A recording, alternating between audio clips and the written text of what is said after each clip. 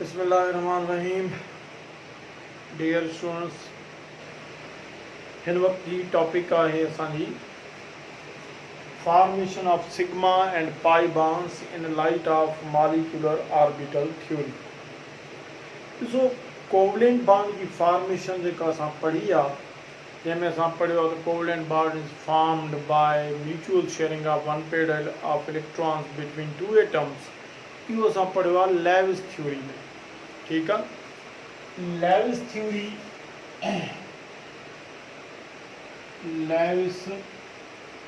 Theory जेका है उहा असांखे इहो ई थी ॿुधाए त जॾहिं ॿिनि एटमनि जा अनपेड इलेक्ट्रॉन म्यूचुअली शेयर थींदा, शेयर पेयर ठाहींदा, तॾहिं कोवलेंट बॉन्ड ठहंदो।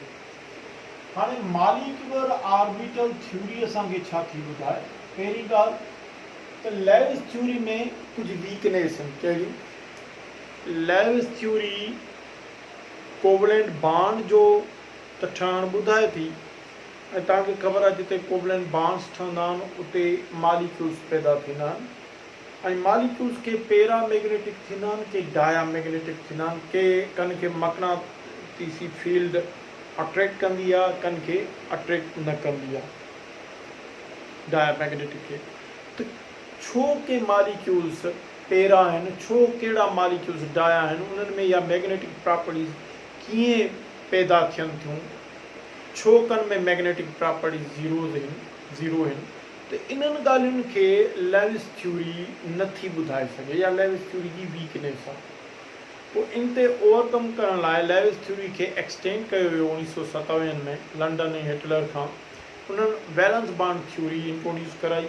उनखां पोइ 1930 में मॉलिक्यूलर ऑर्बिटल थ्योरी खे इंट्रोड्यूस कराइण वारा हुंड, हकल ऐं मिल्किन हुआ। तो इन्होंने मॉलिक्यूलर ऑर्बिटल थ्योरी इंट्रोड्यूस कराई। हाँ, मॉलिक्यूलर ऑर्बिटल थ्योरी जिते कोवलेंट बॉन्ड फॉर्मेशन के बारे में असांखे ॿुधाए थी, उते मॉलिक्यूल की मैग्नेटिक प्रॉपर्टीज़ के भी असांखे ॿुधाए थी।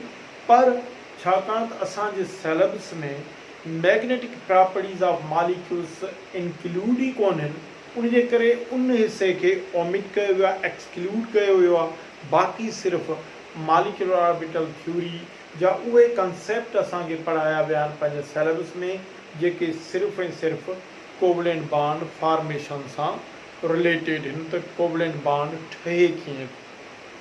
हाणे molecular orbital theory covalent bond जे ठहण खे छा थी ॿुधाए? हिन मुताबिक़ ॿुधाए थी covalent bond is formed by overlapping of two half filled atomic orbitals. ही मॉलिक्यूलर ऑर्बिटल थ्योरी आहे।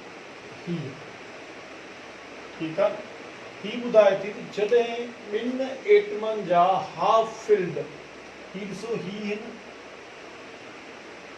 Half filled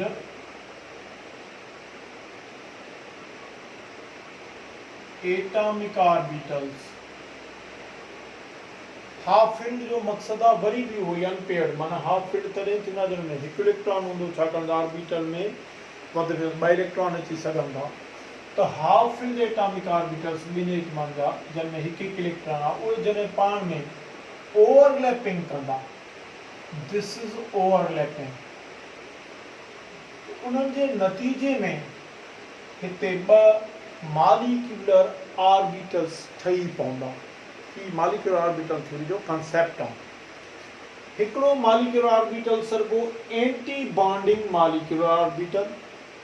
in anti bonding molecular orbital में हिकिड़ी नोडल प्लेन हूंदी, हिनजी एनर्जी पंहिंजे पेरेंट एटॉमिक ऑर्बिटल जी भेट में हाई हूंदी। ऐं तव्हांखे ख़बर आहे हाई एनर्जी में सिस्टम अनस्टेबल हूंदो आहे, लेस स्टेबल हूंदो आहे, जंहिंजे करे ही लेस स्टेबल ऑर्बिटल्स हूंदा। हिन में इलेक्ट्रॉनिक डेंसिटी लो हूंदी ऐं ही कोवलेंट बॉन्ड न ठाहींदा। यादि करे छॾियो, जेकॾहिं तव्हांखे MCQs में ॾे त which orbital has high energy value,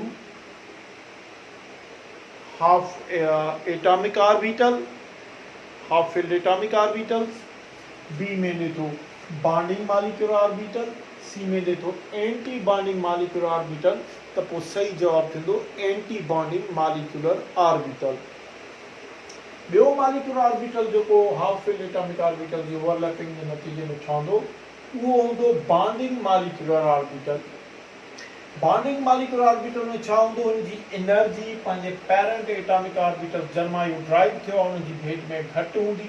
हाणे हिननि जी एनर्जी जो घटि हूंदी ते पंहिंजे पेरेंट एटॉमिक ऑर्बिटल्स खां मोर स्टेबल हूंदो। लिहाज़ा मोर स्टेबल ऑर्बिटल में इलेक्ट्रॉनिक जी डेंसिटी भी हाई हूंदी। उन्हीं जे करे मैक्सिमम इलेक्ट्रॉनिक डेंसिटी रखण जे करे it makes the covalent bond. हाणे जेकॾहिं तव्हांखे चवे त हिननि टिनी ऑर्बिटल्स मां वधीक स्टेबल ऑर्बिटल कहिड़ो आहे, anti bonding, bonding molecular orbital, anti bonding molecular orbital या हाफ फील्ड एटॉमिक ऑर्बिटल, त वधीक मोर स्टेबल थियो बॉन्डिंग मालिक्यूलर ऑर्बिटल। हाणे bonding molecular orbital covalent bond ठाहे थो।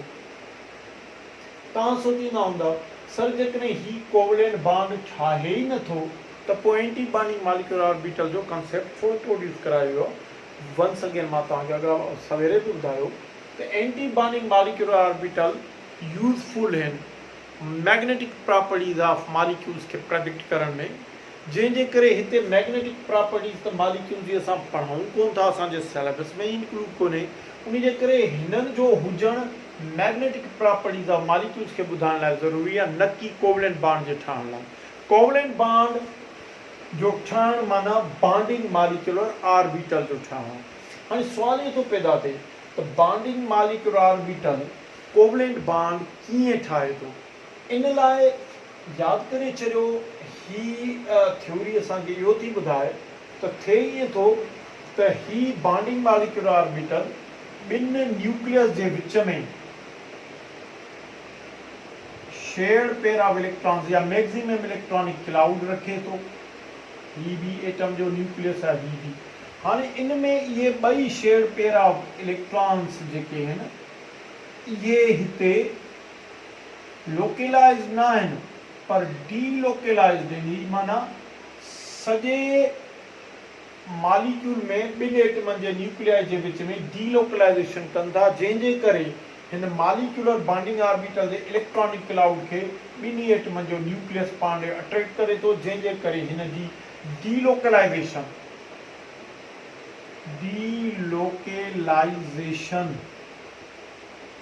ऑफ बॉन्डिंग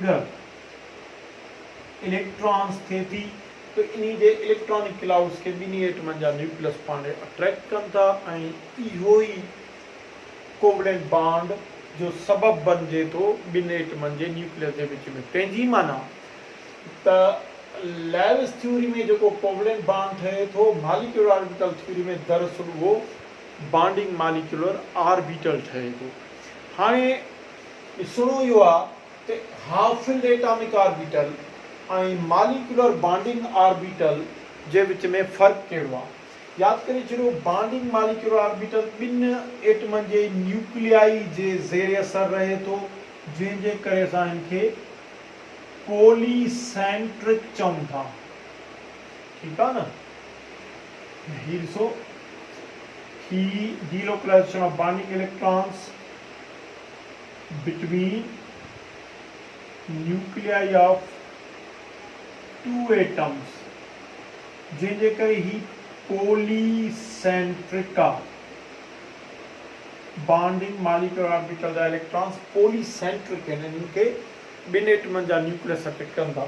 जॾहिं त हिते ही जेको इलेक्ट्रॉन आहे इहो हिकिड़े न्यूक्लियस जे ज़ेरे असर आहे। त मालिक्यूलर ऑर्बिटल खां एटॉमिक ऑर्बिटल जेको आहे उनमें इलेक्ट्रॉन पॉलीसेंट्रिक आहे, पंहिंजे एटम जे न्यूक्लियस हिकिड़े खां अट्रैक्टेड आहे। जॾहिं त ही बॉन्डिंग मालिक्यूलर ऑर्बिटल जो जेको शेयर्ड पेयर ऑफ इलेक्ट्रॉन आहे इहो पॉलीसेंट्रिक आहे, इहो हिक खां वधीक ॿिनि न्यूक्लियस जे ज़ेरे असर रहे थो। अच्छा, उन खां पोइ जीअं मूं तव्हांखे ॿुधायो त कोवेलेंट बॉन्ड जो ठहणु बॉन्डिंग मालिक्यूलर ऑर्बिटल जो ठहणु आहे। लिहाज़ा हाणे असां फर्दर डिस्कस कंदासीं बॉन्डिंग मालिक्यूलर ऑर्बिटल ते एंटी बॉन्डिंग मालिक्यूलर ऑर्बिटल ते न, पर यादि करे छॾियो जहिड़े क़िस्म जो बि बॉन्डिंग मालिक्यूलर ऑर्बिटल ठहंदो त उन सां गॾु उनजो एंटी बॉन्डिंग मालिक्यूलर ऑर्बिटल बि ठहंदो। पर छाकाणि त anti bonding molecular orbital covalent bond न ठाहींदो, लिहाज़ा उनके असां फर्दर डिस्कशन में न आणींदासीं, पर ठहंदो ज़रूरु। ओके, हाणे ही शयूं नोट कयो तो इनके असां कंटिन्यू कयूं फर्दर।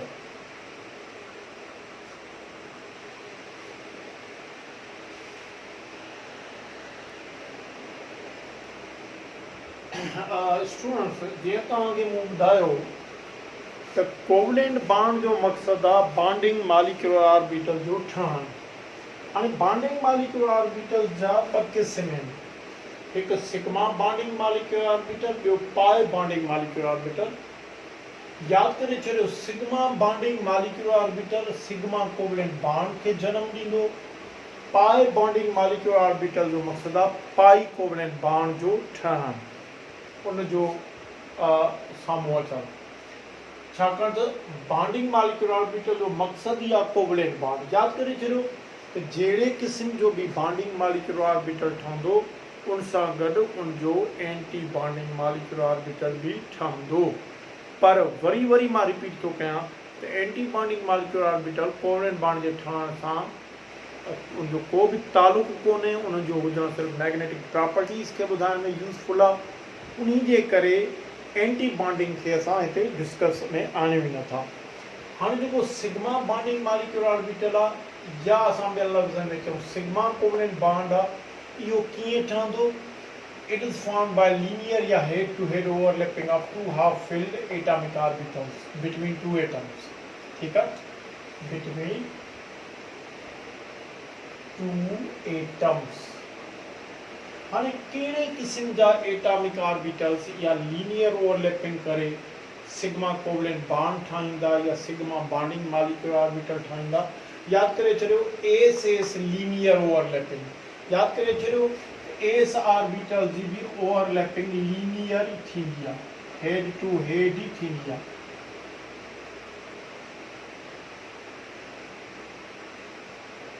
अच्छा, हाणे हिन में ॾिसो, हिकु हाइड्रोजन जो एस ॿिए हाइड्रोजन जे एस सां जॾहिं लीनियर ओवरलैप करे थो, त पोइ ॿिनि हाइड्रोजन जे विच में हिते जेको सिग्मा बॉन्ड ठहंदो, इहो एस एस ओवरलैपिंग जो सिग्मा बॉन्ड हूंदो। उन खां पोइ जेका ॿी ओवरलैपिंग आहे लीनियर, उहा थींदी आहे बिटवीन एस पी जे विच में। यादि करे छॾियो, एस पी जेका लीनियर ओवरलैपिंग आहे, एस पी लीनियर ओवरलैपिंग, इहा बि सिग्मा बॉन्ड या सिग्मा बॉन्डिंग मालिक्यूलर ऑर्बिटल खे जनम ॾींदी। ॾिसो, हिकिड़े एटम जो एस ऑर्बिटल ॿिए जे पी सां, यादि करणु खपे त ही पी उहो ऑर्बिटल आहे जेको लीनियर एक्सिस ते आहे। पोइ तव्हां उनखे पी एक्स जो नालो ॾियो, पी वाई जो या पी ज़ेड जो, बहरहाल उहो लीनियर एक्सिस ते हूंदो। पी लीनियर एक्सिस ते आहे, नालो त असां कहिड़ो बि ॾेई सघूं त लीनियर एक्सिस वारे पी सां एस लीनियर ओवरलैपिंग कंदो, हिते हेड टू हेड हिते ओवरलैपिंग थींदी।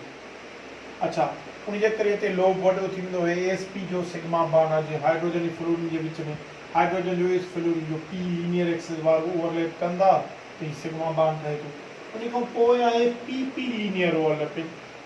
ॿिनि एटमनि जा उहे पी ऑर्बिटल जेके ऑन लीनियर एक्सिस आहिनि, उहे लीनियरली या हेड टू हेड पाण में हिते ओवरलैप कंदा, ऐं नतीजे में हिते छा ठहंदो? पी पी जो सिग्मा बॉन्ड जीअं ॿिनि क्लोरीन एटमनि जे विच में ठहे थो। हाणे यादि करे छॾियो त सिग्मा बॉन्ड्स टई मज़बूत बॉन्ड आहिनि, छाकाणि त हेड टू हेड या लीनियर ओवरलैपिंग इफेक्टिव आहे, पर पाई बॉन्ड जी भेट में। पर जेकॾहिं इन्हनि खे पाण में कंपैरिज़न कयूं त पोइ यादि करे छॾियो डियर स्टूडेंट्स, त जेका बॉन्ड स्ट्रेंथ आहे, बॉन्ड स्ट्रेंथ जेका आहे रिलेटिव बॉन्ड स्ट्रेंथ, उहा हिन जी 1.0 आहे। Relative bond strength.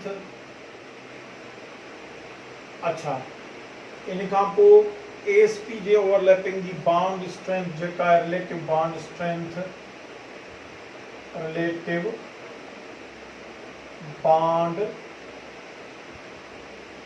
स्ट्रेंथ उहा आहे 1.7032 1.732 ऐं जेका PP जी ओवरलैपिंग जी बॉन्ड स्ट्रेंथ आहे रिलेटिव बॉन्ड स्ट्रेंथ आहे उहा आहे 3.0 तंहिंजी माना जेतिरी बॉन्ड स्ट्रेंथ वधंदी ओतिरो कोवलेंट बॉन्ड मज़बूत थींदो इन मां साफ़ क्लियर इहो थियो त टिनी सिग्मा कोवलेंट बॉन्ड्स में स्ट्रॉन्गेस्ट ही आहे ऐं टिनी में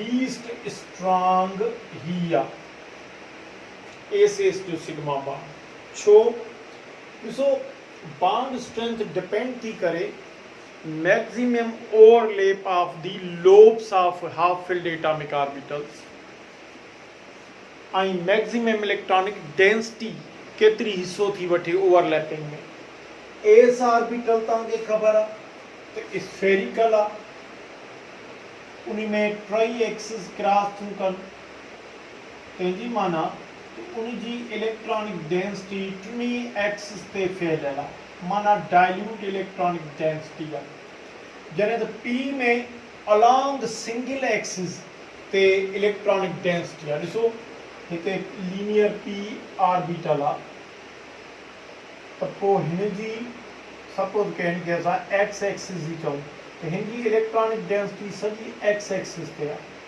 तो जेतरी इलेक्ट्रॉनिक डेंसिटी ओवरलैपिंग में हिस्सो वठंदी बॉन्ड स्ट्रेंथ ओतरी मैक्सिमम थींदी हाणे छाकाणि त हिननि ॿिन्ही ऑर्बिटल जी इलेक्ट्रॉनिक डेंसिटी जेका आहे उहा maximum electronic density x axis ते आहे लीनियर एक्सिस ते आहे उनजे करे मैक्सिमम इलेक्ट्रॉनिक डेंसिटी ते ओवरलैपिंग में हिस्सो थी वठे जंहिंजे करे हिनजी बॉन्ड स्ट्रेंथ ज़बरदस्त आहे हिते डाइल्यूट इलेक्ट्रॉनिक डेंसिटी ओवरलैपिंग में हिस्सो थी वठे जंहिंजे करे हिते बॉन्ड स्ट्रेंथ घटि आहे तंहिंजी माना तव्हांखे जेकॾहिं MCQs में ॾियनि त सिग्मा कोवलेंट बॉन्ड कहिड़ो मज़बूत हूंदो PP ओवरलैपिंग जो या SP ओवरलैपिंग जो या SS ओवरलैपिंग जो त पोइ तव्हां इनखे जवाबु ॾींदव PP ओवरलैपिंग जो सिग्मा बॉन्ड वधीक मज़बूत हूंदो बहरहाल इहो तव्हांखे मां ॿुधाईंदो हलां त टई सिग्मा बॉन्ड्स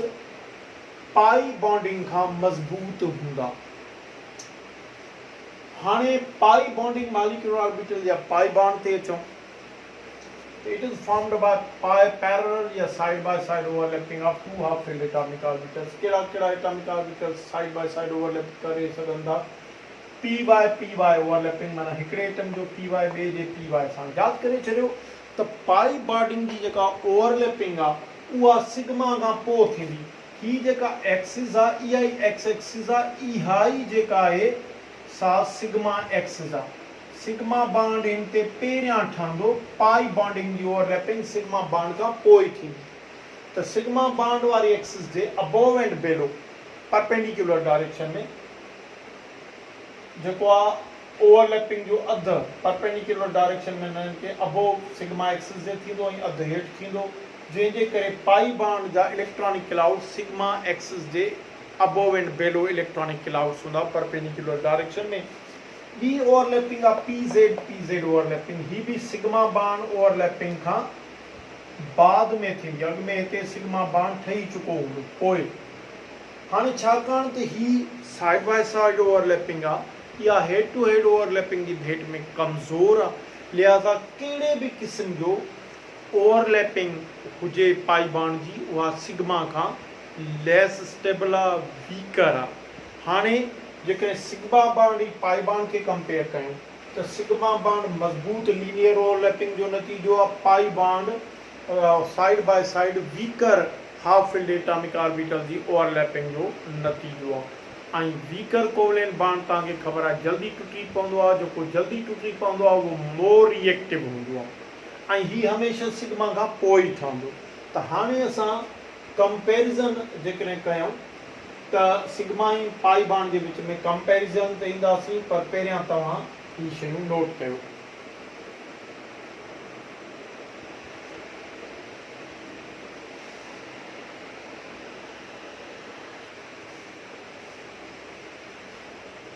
स्टूडेंट्स जेकॾहिं हाणे असां डिफरेंस खे पॉइंट आउट कयूं सिग्मा ऐं पाई बांड्स जे विच में, त यादि करे छॾियो सिग्मा बांड तव्हांखे ख़बर आहे हेड टू हेड या लीनियर ओवरलैपिंग जे ज़रिए ठहंदो आहे, साइड बाय साइड ओवरलैपिंग जे ज़रिए ठहंदो आहे पाई बांड। हाणे लीनियर ओवरलैपिंग स्टेबल ओवरलैपिंग आहे, जंहिंजे करे सिग्मा बांड स्ट्रॉन्गर आहे, मोर स्टेबल आहे एंड लेस रिएक्टिव आहे। तव्हांखे ख़बर आहे स्टेबल शइ रिएक्टिव घटि थींदी आहे, माना केमिकल रिएक्शन में पहिरियां पाई बांड टुटंदो, सिग्मा बांड में न टुटंदो। सिग्मा बांड जी भेट में पाई जल्दी टुटी पवंदो, पर पाई जी भेट में सिग्मा जल्दी न टुटंदो, लेस रिएक्टिव आहे। ही कमज़ोर ओवरलैपिंग जो नतीजो आहे, जंहिंजे करे it is weaker, lace stable, more reactive. Chemical reaction में सिग्मा बांड खां अॻु में पाई बांड टुटी करे रिएक्शन में हिस्सो वठंदो। अच्छा, it is formed before formation of pie bond. ही हमेशह स्टेबल बांड आहे, उनजे करे एटम पाई बांड जे ठहण खां पहिरियां हिनखे ठहंदो। ही पाई बांड कहिड़ो बि हुजे उहो हमेशह सिग्मा खां पोइ ठहंदो। अच्छा ॾिसो, एक्सिस असां वटि टे आहिनि, टे एक्सिस आहिनि, ठीकु आहे। ही लीनियर एक्सिस आहे, इहा ई सिग्मा बांड जी एक्सिस आहे। जॾहिं त ही पी वाई ऐं पी ज़ेड एक्सिस आहिनि, इहे पाई बांड एक्सिस आहिनि, ठीकु। हाणे ओवरलैपिंग इहो ई सबबु आहे, जेकॾहिं हिकु कोवलेंट बांड हूंदो त उहो सिग्मा ई हूंदो, जेकॾहिं ॿ कोवलेंट बांड हूंदो त हिकु सिग्मा हूंदो। ॿ सिग्मा नथा थी सघनि, छाकाणि त ॿ एक्सिस सिग्मा जो आहिनि ई कोन। ॿियो बांड यकीनन हिते छा हूंदो, पाई हूंदो। पर जेकॾहिं टे कोवलेंट बांड हूंदो त पहिरियां सिग्मा ठहंदो, ॿ सिग्मा न हूंदा, ॿ पाई एक्सिस आहिनि, लिहाज़ा ॿ कोवलेंट बांड, बाक़ी हिते पाई कोवलेंट बांड हूंदा। त इहो ई सबबु आहे त सिंगल कोवलेंट बांड हमेशह सिग्मा, डबल कोवलेंट बांड में हिकु सिग्मा हिकु पाई, ट्रिपल कोवलेंट बांड में हिकु सिग्मा ॿ पाई हूंदा। चोथों कोवलेंट बांड ॿिनि एटमनि जे विच में नथो ठही सघे, छाकाणि त चोथी एक्सिस ई कोन्हे जिते ओवरलैपिंग थिए। इहो ई सबबु आहे त single covalent bond, double covalent bond, triple covalent bond जा नंबर्स थी सघंदा, पर टेट्रा कोवलेंट बांड ॿिनि एटमनि जे विच में कॾहिं बि नथो थी सघे। इन खां पोइ हिते ॾिसो कि rotation of atoms or group of atoms about sigma bond axis does not affect the linear overlapping of sigma bond. हिनखे सम्झण लाइ ॾिसो, वाह, ही तव्हांखे मां ही ॿुधाए सघां थो। हिते ॾिसो, असां ही इथेन मॉलिक्यूल खणूं था, ही सिग्मा बॉन्ड आहे, राइट। हाणे हिन में ही छाकाणि सिग्मा बॉन्ड लीनियर एक्सिस ते आहे, हाणे लीनियर एक्सिस ते कंहिं बि आइदर एंड ऑफ मॉलिक्यूल खे तव्हां रोटेट करायो एक्सिस जे चौधारी, ठीकु आहे, एक्सिस जे चौधारी रोटेट करायो त इन सां सिग्मा बॉन्ड न टुटंदो, छाकाणि त सिग्मा बॉन्ड लीनियर एक्सिस ते आहे। लीनियर एक्सिस जे चौधारी हिन जे रोटेट थियण सां सिग्मा बॉन्ड जी सिहत ते को बि इफेक्ट न पवंदो, पर पाई बॉन्ड टुटी पवंदो जेकॾहिं रोटेशन थींदी। हाणे ॾिसो, तव्हांखे ख़बर आहे त pi bond side by side overlapping जो नतीजो आहे। हाणे कंहिं बि आइदर एंड खे तव्हां रोटेट कराईंदव हिते,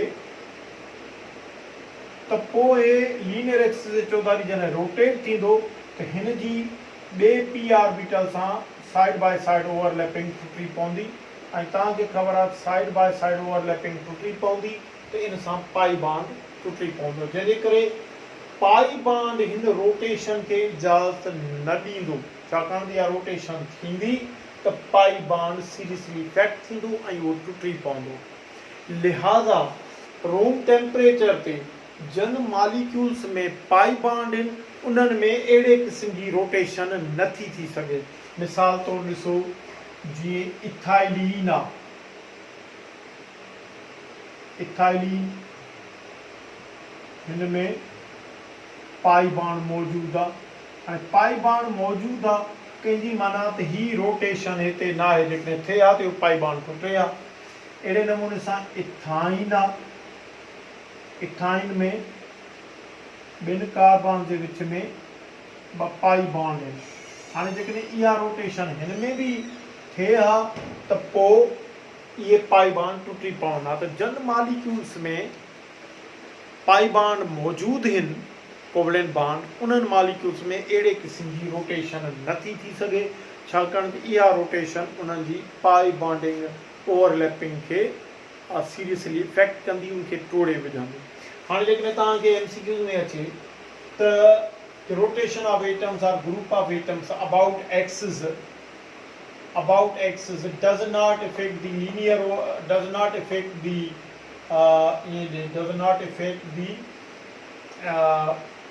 covalent bond formation, त पोइ ऑप्शन ए में ॾे सिग्मा बॉन्ड, ऑप्शन बी में ॾे पाई बॉन्ड, त पोइ असां छा कंदासीं सिग्मा बॉन्ड। या तव्हांखे ॾेई सघे थो त कहिड़ा मॉलिक्यूल्स आहिनि, फ़र्ज़ु कयो जीअं हिते असां इथेन खणूं था, इथेन कहिड़नि मॉलिक्यूल्स में जेका आहे rotation of atoms or group of atoms about axis takes place करे थी, त पोइ ऑप्शन ए इथेन आहे, ऑप्शन बी इथाइलीन आहे, ऑप्शन सी इथाइन आहे। हिननि में कहिड़नि मॉलिक्यूल्स में ही एटम्स या ग्रुप ऑफ एटम जी रोटेशन हिन एक्सिस ते थिए थी, बॉन्ड एक्सिस ते, त पोइ उहो इथेन आहे। छाकाणि त हिननि में बॉन्ड एक्सिस ते लीनियर एक्सिस ते हिननि जी ओवरलैपिंग थींदी, रोटेशन थींदी, त पोइ ओवरलैपिंग टुटी पवंदी ऐं नतीजे में इहा पाई बॉन्ड रही न सघंदा। त जिन में पाई बॉन्ड हूंदा उन्हनि में इहा रोटेशन न थींदी, ऐं जिन में सिग्मा बॉन्ड हूंदा उन में इहा रोटेशन थींदी, छाकाणि त इन रोटेशन थियण सां सिग्मा बॉन्ड जी सिहत ते को बि फ़र्क़ु न पवंदो।